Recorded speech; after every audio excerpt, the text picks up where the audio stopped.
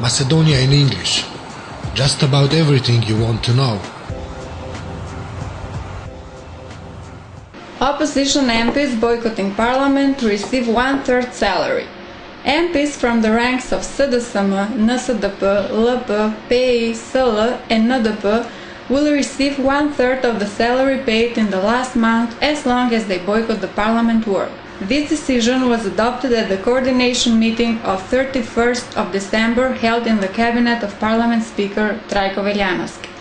Further, it was agreed that the legal team document all developments that have marred the image of the Parliament on 24th of December and establish responsibility. DPA on participation in local elections. The Democratic Party of the Albanians will take part in the local elections. Party leader Menduk Thaçi met UK ambassador to Macedonia Christopher Ivan and said the party was getting ready to reveal the candidates' names for every municipality, except in Kičevo, where they have never won a single vote. Thaçi said much needed to be done before the elections, but there was no reason to boycott them. When it comes to parliamentary elections, Thaçi believes that the time is not right for early elections and that the government should be given the chance to have its full term of office. New protests by opposition parties. Several thousands of Skopje citizens gathered in Skopje downtown from 6 p.m. to 7 p.m. to express their revolt against the incumbent government. Singing songs of resistance, they were adamant that they will not renounce this act of expressing revolt with the way the current government practices democracy in the state. Asking for freedom back, the gathered citizens took part in the civil parliament organized by SDSM and its coalition partners. Petar Simonovski, retired university professor, accused the government of using non-democratic principles. Address was also made by university professor Zoran Popovski, who spoke of the situation in the education sector. The top leadership of the opposition parties were again present at the rally. Protests were held in other towns as well. Health Minister optimist in terms of negotiations with doctors.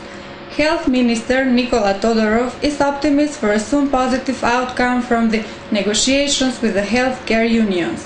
Answering a journalist's question on how far the negotiations have gone, Minister Todorov said that several more days are needed and he would make no more comments since it was so agreed at the talks held before the New Year holiday.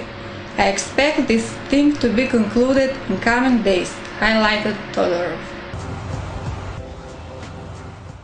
Government completes project New Buses. With the arrival of the last 64 double-deckers and 15 open-top buses manufactured by Chinese company Yutong, the public transportation enterprise Skopje has at its disposal all 312 new buses, a donation by the state worth 57 million euros. For many years, many mayors and politicians promised to solve the problem, but no one mustered the strength to replace at least part of the buses which are more than 30 years old. In 2 years' time we have managed to do what has not been done in 20 years, declared PM Nikola Gruevski. The new buses started to arrive at the beginning of 2011 and now at the beginning of 2013 the bus fleet of the Skopje public transport has been completely modernized. Government announces construction of social flats. The government, through the Public Enterprise for Construction and Management of Housing and Business Premises in 2013, will start the construction of 474 flats, intended for socially vulnerable persons as well as other vulnerable categories, for which 14.1 million euros will be set aside. In accordance with the program, 312 flats will be constructed in Skopje, 18 in Resen, 25 in Demirhisar, 43 in Kočani and 76 in Prilep. So far, 559 apartments for socially vulnerable citizens have been built and allocated. Macedonia in English. Just about everything you want to know.